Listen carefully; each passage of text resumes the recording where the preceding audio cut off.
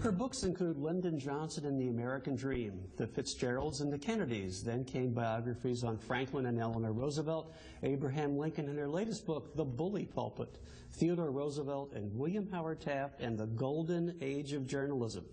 She's in Naples to address the Philanthropic League Club at the Ritz-Carlton Golf Resort, and we'll also thank our friends at Iberia Bank for helping make this possible. Welcome to Naples, Doris Kearns-Goodwin.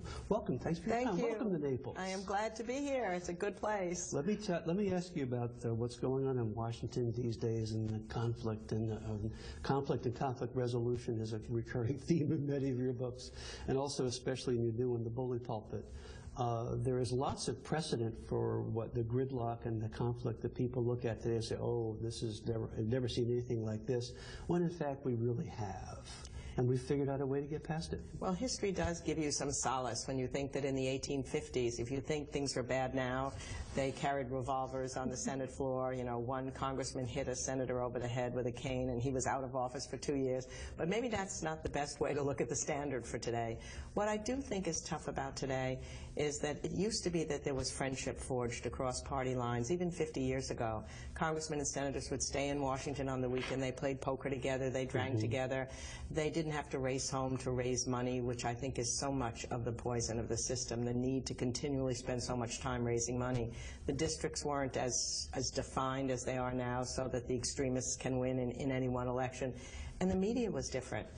That's a big, big difference. Okay, this brings up the internet and Twitter, and that, so much of what we saw, even in Team of Rivals, which led to the film Lincoln, I don't think that sort of resolution could have occurred in today's media climate. That's exactly right. I mean, Lincoln made deals in order to get that 13th Amendment through. None of them illegal, but some of them questionable. But if they were all out in the open, sometimes you need to make deals to make something happen. But I think even scarier, in Lincoln's time, when he made a speech, the entire speech would be printed in the newspapers. Yes. People would read it and absorb the words. Even up to Teddy Roosevelt's time, when he coined the phrase, the bully pulpit, he meant that the presidency has a platform to educate the country, and he needed that to move the country forward to deal with some of the industrial age problems. But when he gave a speech too, everybody's listening. There, you know, it's in the newspapers, it's in the headlines.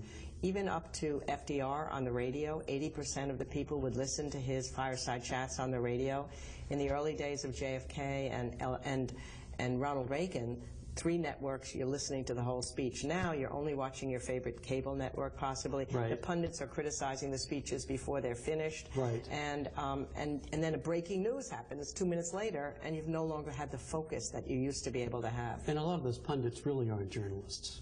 No, that's correct. I mean, I don't really like to do it. I do it sometimes, but it seems like you should absorb a speech before 2 seconds later saying, well, he didn't say this, or he didn't say this.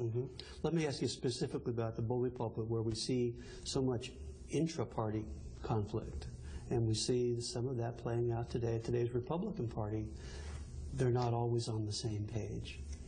Well, the lesson from the history of what happened in 1912 with the Republican Party is here's the party that had been the dominant party for decades, really, and then began to split apart between, in that case, the progressives living mostly in the West and the Eastern, more old guard Republicans.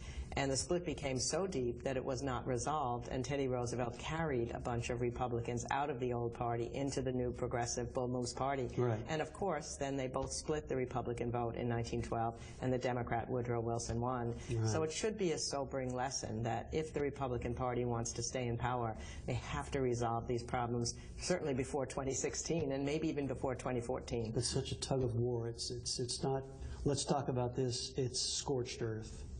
Yeah, I mean, that's when it's different. It's one thing to have different ideas within a party.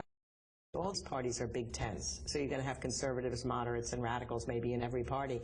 But it's when they start talking about each other openly and denigratingly in the press that it's reached a different level. And that seems to have happened in these last months. You bring so many interesting perspectives to the table, both as the history, but you also have this amazing travel schedule. And you get to go around the country, like from here, you get to go back home to Massachusetts for a while, but then you head to California and all points in between, and you get a sense of the pulse of America that the rest of us might not get. You know, I think it's such an interesting point you raised, because mine is a minor sense of the pulse, but think about our best presidents. That's what they did the best. I mean, Teddy Roosevelt was on a train for 6 weeks at a time. I mean, trains are so romantic. Imagine what it must have been like when you go from one station to another. People are waiting on those village stations to say and wave to you. You've got a little talk for each one of them. You get a feel of how is it different in Minnesota from Pittsburgh? How is it different in California from Utah? And they all need to do that. And I think today, in a certain sense, as James Reston once said, when they moved from trains to planes, the higher we flew, the less we knew. Because there was something about being really connected to those people day by day on a train that I think worked much better. Let me ask you about another past and present matter. The team of rivals, we were able to, the 13th Amendment, would the politicians in those days or today be able to get together on something that's almost as third rail, like immigration reform? It really seemed to me that it was going to happen. I guess I'm just always so hopeful, and at the beginning of this year, it seemed like both parties were saying they had some hope for something that might not be the full immigration package, but would be something. And then in recent days, it just seems once again where they're saying, no, it doesn't look like it's going to happen. It's hard to imagine why it shouldn't happen, because I think it benefits the country and it benefits both parties. Could Lincoln and his team of rivals figured it out? You gotta hope that old Abe Lincoln, who was so brilliant and the best politician, I mean, that's what was so interesting about Lincoln. I knew what a great statesman he was. I hadn't realized till I spent 10 years living with him that he was just a consummate politician, and he knew how to make each person feel that they would make a difference in their country if they went along with him on something, even if it was difficult for them. And that's what somebody has to do with these two sides. Let's take a break right there with Doris Kearns Goodwin. We're coming to you from the Ritz-Carlton Golf Resort in Naples. Very special program.